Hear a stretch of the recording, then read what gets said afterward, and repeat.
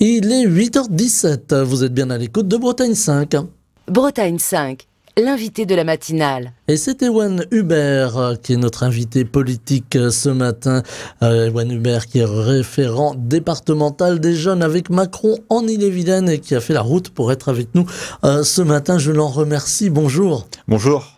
Alors on va parler évidemment comme on le fait chaque matin de politique dans Bretagne 5 matin et j'avais envie de vous entendre sur l'information qui est tombée cette nuit dont on se doutait un peu qu'elle arriverait à un moment ou à un autre. Donald Trump a donc mis sa menace à exécution et 3 jours après avoir eu cette altercation avec le président ukrainien Volodymyr Zelensky, le président américain a décidé de mettre entre parenthèses, alors en tout cas de façon temporaire, dit-il, l'aide militaire à l'Ukraine. Est-ce que c'est une très mauvaise nouvelle ?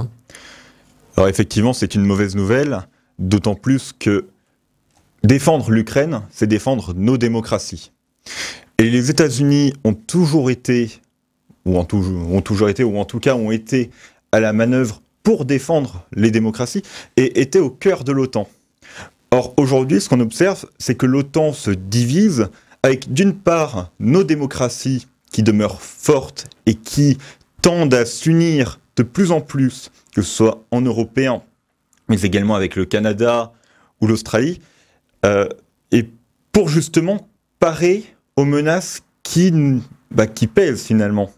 Et on voit que les USA vont de plus en plus aller du côté des dictatures, notamment de celle de Vladimir Poutine, pour des raisons qui appartiennent à Donald Trump et qui sont tout à fait regrettables et qui sont dangereuses pour nos démocraties. Et pas seulement pour nos démocraties d'ailleurs, puisque lorsqu'il parle d'imposer notamment des droits de douane sur ses alliés d'ailleurs historiques, notamment sur le Canada avec lequel Donald Trump a signé un accord de libre-échange pendant son précédent mandat, et qu'aujourd'hui il revient pour dire qu'il va mettre des droits de douane. Mais ce sont les consommateurs américains qui vont être impactés dans un premier temps, et en premier lieu. D'autant plus que pour tout ce qui est fabrication de voitures, les voitures américaines sont fabriquées au Mexique. Et au Mexique aussi, il va y avoir des droits de douane. Et donc, les prix des véhicules vont de facto augmenter. Alors, on a cette recomposition géopolitique qui correspond aussi à une recomposition, on pourrait peut-être le dire, qui ne dit pas son nom pour l'instant, mais économique. En tout cas, si on en croit la volonté de Donald Trump, le dollar est au centre de sa réflexion. On a l'impression que dans la crise ukrainienne, Donald Trump et Vladimir Poutine se partagent un petit peu les restes de l'Ukraine dévastée par cette guerre. Il y a une question morale qui se pose aussi à ce niveau-là. Tout à fait. Il est tout à fait immoral de ne pas soutenir l'Ukraine. Un pays qui est agressé sur son propre sol, un État souverain, une démocratie, avec un président démocratiquement élu, et dire que le président Zelensky est un dictateur. C'est le mot qui a été prononcé par Donald Trump. Après, il a retiré ses propos, puis les armées, on ne comprend pas très bien en fait la ligne directrice de Donald Trump. En a-t-il une déjà ? Je ne saurais pas vous dire, mais le fait est qu'il y a une connivence avec la Russie. On sait d'autant plus que Donald Trump est très intéressé par les matières premières et les métaux rares qu'on peut trouver en Ukraine. Et c'est tout à fait indécent d'aller justement demander ces matériaux, alors même que l'Ukraine est en guerre pour défendre sa propre existence. On a du mal à comprendre effectivement le cheminement de Donald Trump qui s'est plaint hier lors d'une conférence de presse, une de plus, en disant voilà, il y a trop de morts en Ukraine, il faut arrêter de laisser les jeunes hommes aller se faire tuer sur le front. Voilà, nous on est là pour la paix. Finalement, c'est le fait qu'il n'ait pas voulu traiter avec l'Europe, qui est quand même la plus proche voisine, si on peut dire ça, de l'Ukraine, et ne pas traiter surtout avec les Ukrainiens eux-mêmes, en ayant ce côté très... allez, je vais peut-être employer un mot très fort, mais dictatorial avec Volodymyr Zelensky. Il lui a fait la leçon, finalement. Il a cherché, je pense, à l'humilier, Et finalement, ce qui s'est passé, c'est que ce sont les États-Unis qui se sont mis à l'écart du reste du monde. Nous avons eu un bon nombre de de pays européens qui ont condamné les propos et qui ont soutenu le président Zelensky, et pas qu'européens d'ailleurs, partout dans le monde. Et d'ailleurs, le président Zelensky est allé ensuite voir le roi d'Angleterre, et ça prouve bien que le reste du monde soutient l'Ukraine. Et nous, en tant qu'Européens, nous devons soutenir l'Ukraine. Nous en avons le devoir, mais c'est également pour nous défendre nous-mêmes. On parlait de devoir moral tout à l'heure. C'est un devoir moral de soutenir l'Ukraine et finalement peut-être de remettre en question beaucoup de choses. Si j'étais un peu cynique, je dirais que cette crise est bénéfique à l'Europe qui va peut-être cette fois-ci prendre conscience de sa fragilité. L'Europe ne s'est jamais construite aussi vite que lors des situations de crise. Ce n'est que lorsqu'il y a des crises que l'Europe progresse rapidement. On l'a vu notamment avec la Covid. Donc, est-ce qu'on peut voir un peu de positif dans le malheur? Peut-être. Mais ce qu'il faut voir, c'est que nous, Européens, nous avons bâti cette Union européenne justement pour aspirer à un avenir meilleur. C'est l'ode à la joie. Et nous devons, en tant qu'Européens, aller plus loin, travailler ensemble, prôner le multilatéralisme, tandis que Donald Trump cherche à développer le bilatéralisme entre lui et Vladimir Poutine. Alors que ça doit être une discussion entre démocratie et surtout, l'accord de paix ne peut pas se faire au détriment de l'Ukraine. Et je pense que c'est un principe assez fondamental. Nous, Européens, pour revenir sur l'Union européenne, tout l'enjeu, ça va être de travailler plus et mieux ensemble. Notamment pour que nous, dans nos pays, nous vivions mieux, pour réduire l'inflation, pour être moins dépendants, pour gagner en souveraineté. Ce sont des enjeux absolument majeurs. D'ailleurs, il faudra sans doute faire un bon nombre de réformes. Et également sur le côté militaire, où il faudra tendre, en tout cas, à une armée européenne, pourquoi pas, mais en tout cas, tendre à une défense commune.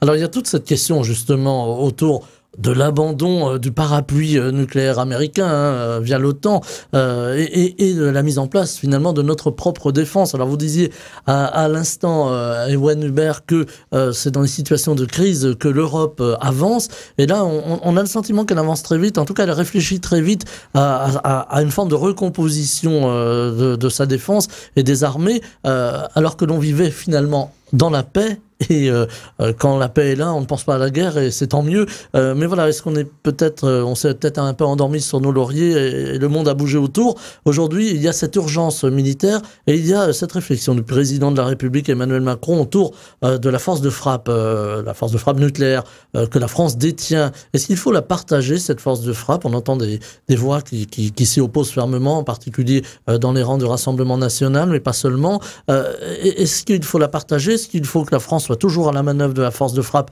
mais protège ses alliés et les autres pays européens, à la manière un peu des États-Unis via l'OTAN? Est-ce que la réflexion doit aller vite, là aussi, mais vite, mais consciencieusement et sérieusement?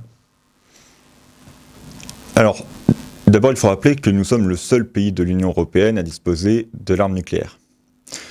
Et lorsque le président parle de, justement, protéger nos alliés européens avec l'arme nucléaire, c'est dire que l'Europe, défendre l'Union européenne, nos alliés européens, nos partenaires européens, eh bien, il en va finalement de la souveraineté de la France et ce sont défendre les intérêts vitaux de la France. Parce que dès lors qu'un pays européen, par exemple si la Pologne devait être attaquée demain par la Russie, ce n'est pas que la Pologne qui se fait agresser, et c'est la France. Et la France a le devoir, en tant que puissance militaire importante, mais en tant que Français, de par notre histoire, nous avons le devoir de défendre nos partenaires, nos alliés, qui eux aussi font des efforts, notamment militaires, mais également économiques. Nous travaillons ensemble. Et il n'y a pas de raison que nous laissions tomber nos partenaires dès lors qu'il y a une difficulté. Faut pas reproduire ce qu'a fait l'histoire, par exemple, avec la Pologne au début de la Seconde Guerre mondiale, où on a un petit peu abandonné les Polonais à leur sort. Là, aujourd'hui, il faut cette unité. Voilà, le temps est passé, les choses ont bien changé, mais fort heureusement. Il faut préserver cette unité, mais c'est aussi une notion nouvelle, protéger au-delà de nos frontières naturelles, j'allais dire. Et parce que les intérêts vitaux de la France et l'intérêt français n'est pas que sur son propre sol. Nous sommes tous connectés, de par les chaînes logistiques, de par la politique, la géopolitique. Nous sommes tous connectés, nous avons nos intérêts, pas seulement sur le territoire français, mais partout dans l'Union européenne. Et attaquer ou déstabiliser un pays européen, c'est attaquer ou déstabiliser la France. Alors, sur le volet économique, on a entendu Donald Trump, là encore, lors de cette fameuse conférence de presse hier, dire, voilà, les droits de douane, je les maintiens pour le Canada, effectivement, mais aussi pour l'Europe et pour la Chine. Alors, la Chine va répliquer, ou déjà répliqué au moment où l'on se parle, c'est le cas du Canada aussi. Quelle marge de manœuvre l'Union européenne a pour répondre aux Américains, pour répondre à la politique de Donald Trump en matière d'échanges finalement commerciaux? Alors, premièrement, comme j'ai dit précédemment, les premiers impactés par la politique américaine, ce sont les Américains eux-mêmes, puisque ça va augmenter l'inflation. Deuxièmement, ça va faire que les États-Unis vont s'isoler de plus en plus du reste du monde sur la scène internationale, puisque dès lors qu'ils vont augmenter les droits de douane de manière considérable, peut-être qu'au bout d'un moment, il va se poser la question de la rentabilité du marché américain pour certaines entreprises qui vont privilégier d'autres pays. Et l'Union européenne, d'ailleurs, travaille avec de nombreux pays pour avoir de nouveaux accords commerciaux. Et de là, je pense que l'Europe a plusieurs possibilités. Primo, ça va être répondre avec des droits de douane. En fait, un retour de bâton, on pourrait le dire comme ça. Finalement, oui, un retour de bâton. Et deuxièmement, à mon sens, ça va être chercher de nouveaux partenaires pour élargir son marché et permettre de pallier, en fait, tout simplement, la perte de part de marché aux États-Unis. On a une recomposition géopolitique qui va très vite, finalement, un monde qui bouge énormément. On a entendu aussi hier, lors du débat à l'Assemblée nationale autour, là on parlait effectivement de défense, on en parlait à l'instant, on a entendu le ton grave du Premier ministre François Bayrou, voilà, en disant finalement attention, on est en train de vivre des temps très dangereux, on ne sait pas où tout cela nous mène.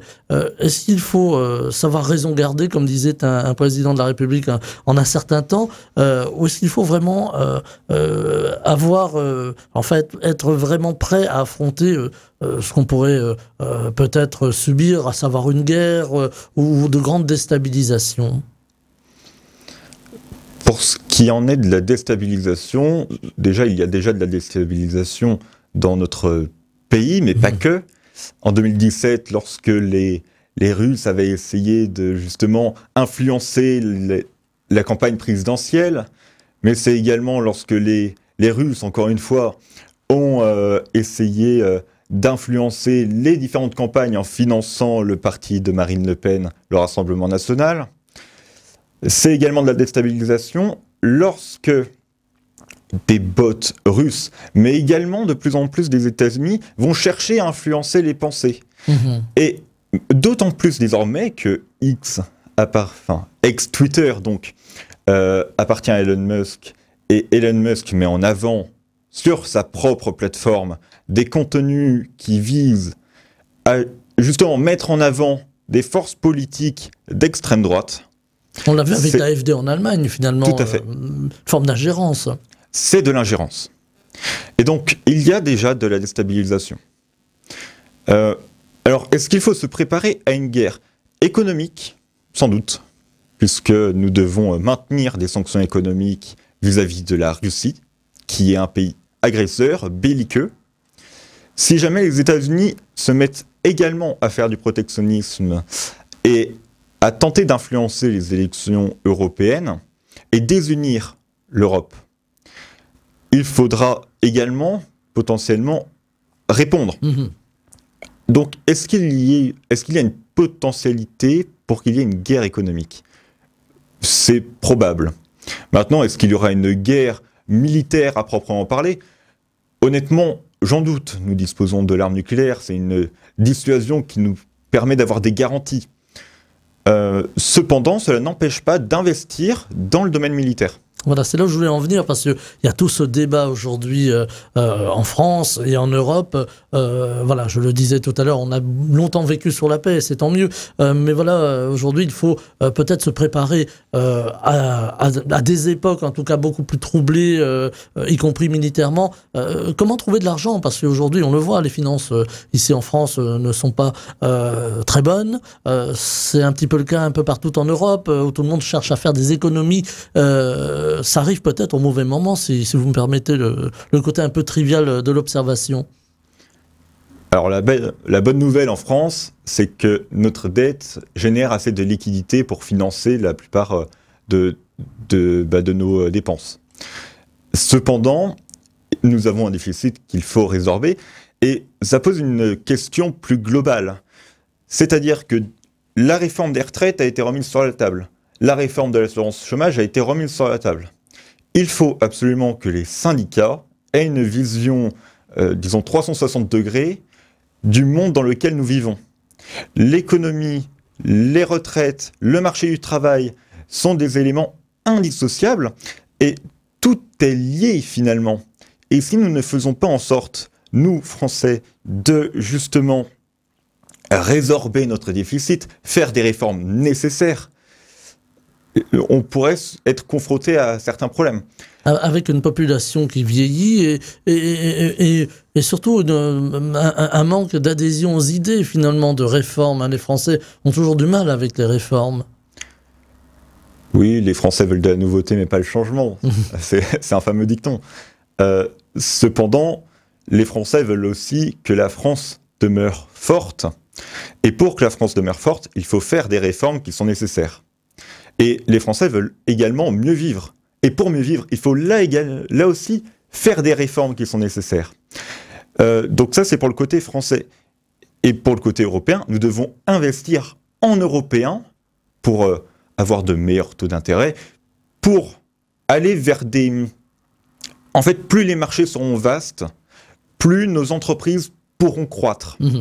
Et je pense notamment au domaine du numérique. On a notamment Mistral avec le chat qui a fait son IA. Alors je le dis pour nos auditeurs qui ne sont pas au fait, forcément, Mistral, c'est un petit peu le concurrent, si vous me permettez, de ChatGPT, la fameuse IA conversationnelle américaine. Exactement, sauf que ici, c'est français. Et la France attire les investisseurs. Il faut qu'en Européen, on puisse investir, mais pas qu'avec des capitaux publics, avec des capitaux privés. En France, on a énormément d'épargne. L'idée, ce serait de flécher l'épargne, même si on ne peut pas réellement la flécher comme ça.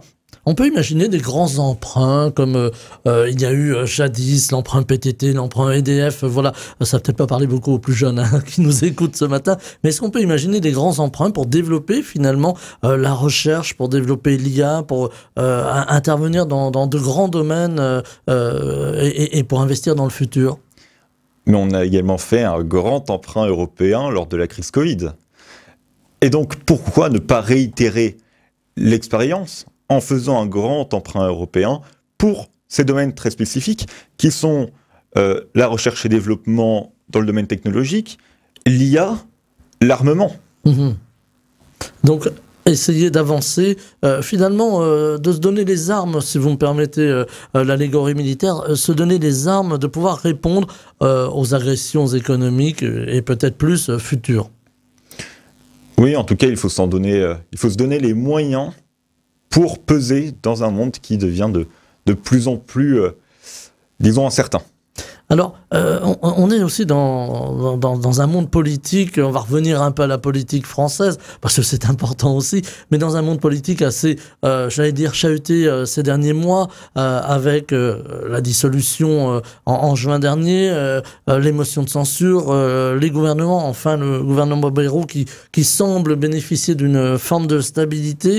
Est-ce que là aussi, le paysage politique, la façon de faire de faire de la politique est en train de changer en France? Est-ce que les mentalités finalement politiques sont en train de changer?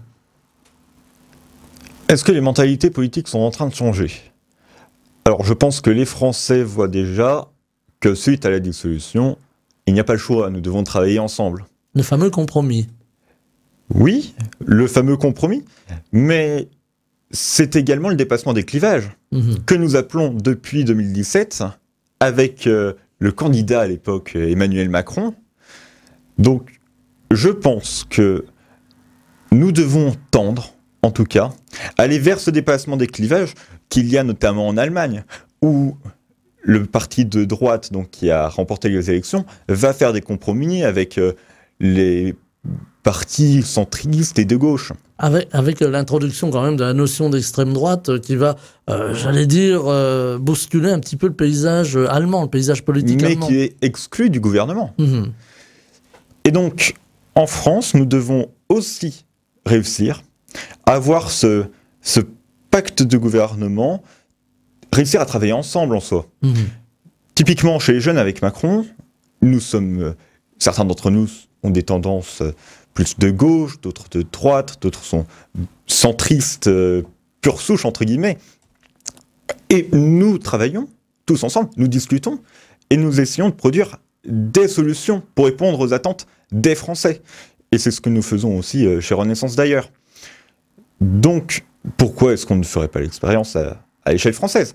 Pourquoi est-ce que les partis devraient rester dans l'entre-soi, finalement, arriver avec des blocs de propositions et batailler à l'Assemblée pour faire passer le plus possible, alors qu'on pourrait travailler sur des compromis et faire marcher le dialogue, finalement, partisan? Est-ce que c'est possible de dialoguer, par exemple, avec le RN de Madame Le Pen, ou encore avec les filles, alors j'allais dire de Jean-Luc Mélenchon, qui n'est pas élu pour le coup, mais voilà, qui est un peu dans l'ombre. Est-ce que c'est possible aujourd'hui de nouer un dialogue avec finalement ces deux extrêmes de chaque côté de l'hémicycle? Alors, à titre tout à fait personnel, le dialogue avec le RN, si c'est entendre leurs constats, entendre certaines revendications, d'accord, mais on ne peut pas travailler avec. Le Rassemblement national demeure le Rassemblement national. Il n'a pas changé depuis la disparition de Jean-Marie Le Pen et l'arrivée d'une jeune génération. Mais il demeure l'extrême droite, avec des idées que nous connaissons tous. Du Front National jusqu'au Rassemblement national, il y a un gap, il y a un écart. Cependant, certaines idées restent les mêmes et il demeure à l'extrême droite. De ce point de vue-là, pas de dialogue avec l'extrême droite, ou en tout cas pas de travail avec l'extrême droite. En ce qui concerne l'extrême gauche, si vous faites allusion notamment à LFI, bon, déjà, avant de nous demander si on veut bien travailler avec eux, encore faudrait-il qu'ils se disent qu'ils pourraient, eux, travailler avec nous. Et surtout faire avancer les choses, au lieu de bloquer l'Assemblée. J'allais dire, c'est pas gagné. Effectivement, c'est pas gagné. Après, travailler avec l'extrême gauche, donc si on revient à LFI, qui est un parti qui a notamment des responsables politiques qui ont tenu des propos à tendance antisémite, non, on ne peut pas travailler avec des gens qui ont cette ambiguïté antisémite. Ça me paraît tout à fait impossible. Il y a souvent les propos des différents responsables politiques, alors que ce soit effectivement au RN ou que ce soit chez les filles. On a entendu beaucoup Rima Hassan, la députée européenne, s'exprimer autour de Hamas. Les derniers propos en date sur les antennes de nos confrères de Sud Radio ont suscité beaucoup d'émoi. Puis il y a aussi les propos des commentateurs politiques. On pense à Jean-Michel Apathy, voilà, qui sur une antenne voisine, à savoir RTL, a tenu aussi des propos. Là, c'était autour de l'Algérie. qui était pour le moins surprenant. Est-ce qu'aujourd'hui, on a une liberté de cette parole un peu non contrôlée, et qui influence néanmoins l'opinion publique? C'est le travail des journalistes, justement, de réguler. Lorsque ces conversations se font justement sur des plateaux télévisés ou à la radio, c'est au journaliste qui est derrière de justement reprendre les propos et apporter de la nuance ou du contexte. Qui n'ont pas été cautionnés, hein, dans les deux cas, par les journalistes en question, mais propos qui ont été tenus sur les antennes. Oui. Et justement, lorsqu'après on vient nous dire qu'en France, on n'a aucune liberté d'expression, c'est la preuve que justement, on a une liberté d'expression qui est très large, tant que nous ne sommes pas dans la haine. On a le cas de C8 aussi, on en a beaucoup parlé, on va pas, j'allais dire repasser les plats, mais il y a eu quand même ces attaques vis-à-vis du gouvernement en disant oui, c'est une demande de l'Élysée de supprimer C8 parce que voilà, un animateur, Cyril Hanouna pour ne pas le citer, voilà, prône des idées qui ne sont pas forcément en phase avec celles du gouvernement. Comment vous entendez ces propos? Oui, écoutez, d'abord, il y a eu plusieurs sanctions, plusieurs blâmes, plusieurs dizaines qui ont été déposées vis-à-vis de C8. Après, c'est une décision au niveau de... c'est pas moi qui fais les décisions, c'est vraiment une décision au niveau des chaînes et de la réattribution. C8 n'a pas acheté sa place. Ça appartient justement à ces organismes. Et donc, dès lors que vous avez un locataire que vous avez repris plusieurs dizaines de fois, au bout d'un moment, il est normal que vous décidiez de ne pas renouveler le bail. Voilà, c'était le cas de l'Arcom, hein, qui s'est justifié d'ailleurs assez largement, de façon publique, hein, sur la non-reconduction d'autorisation d'émettre de C8. Il nous reste 3 petites minutes, ça va très vite. Ewan Hubert, j'aurais voulu vous entendre sur des sujets un peu plus locaux, à savoir, je sais que vous avez défendu assez récemment la formation professionnelle, et en particulier, vous êtes rendu à Fougères, où il y a la suppression d'un BTS commercial, technico-commercial. Ça se passe au lycée Guéhéno. Est-ce que c'est important aujourd'hui de préserver ces filières et là encore, un des piliers, j'allais dire, de la République, à savoir l'éducation? Alors tout à fait, parce que d'une part, les formations professionnelles permettent d'amener les jeunes vers le marché du travail. Mais pas que les jeunes d'ailleurs, on peut très bien accéder à ce type de formation avec son compte CPF, etc. Il y a également un second point, c'est que lorsqu'on parle du BTS de Fougères, il s'agit du seul BTS et CST qui se trouve en dehors de Rennes. Donc c'est CST technico-commercial. Donc dès lors que le seul BTS technico-commercial se trouve à Rennes, et cela veut dire que les étudiants qui viennent de Saint-Malo, Fougères, Vitré ou des lieux alentours vont devoir trouver un logement à Rennes, sachant justement les problématiques de logement, ou avoir un transport, sachant les problématiques de transport aussi, pour accéder à des études, ce n'est pas admissible. Et d'autant plus que si jamais on fait partir les jeunes des zones rurales pour les amener en ville, et qu'après on s'étonne que justement il y ait un phénomène de désertification sur nos territoires, eh bien c'est un contresens.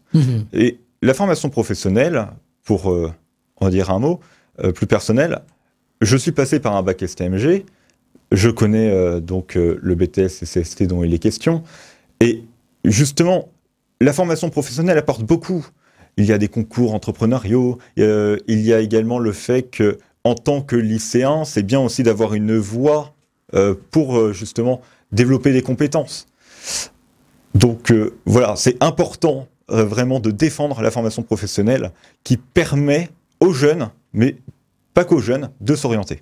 Voilà, et c'est important aussi les études. Alors je voulais vous entendre aussi sur les étudiants qui sont chahutés à Rennes. Hein. En un mot, vous condamnez évidemment ce qui s'est passé, l'agression d'étudiants à Rennes? Tout à fait, je condamne fermement les agressions d'étudiants à Rennes. Et d'ailleurs, nous ferons une agora sur le thème de la sécurité au quotidien fin mars, et nous proposeront quelques solutions. Voilà, vous viendrez évidemment en parler ici. Ewen Hubert, référent départemental des Jeunes avec Macron en Ille-et-Vilaine, qui était notre invité ce matin en direct. Je vous remercie, je vous souhaite une très belle journée. Merci à vous également. Bretagne 5, Stéphane Hamon, le 7-9.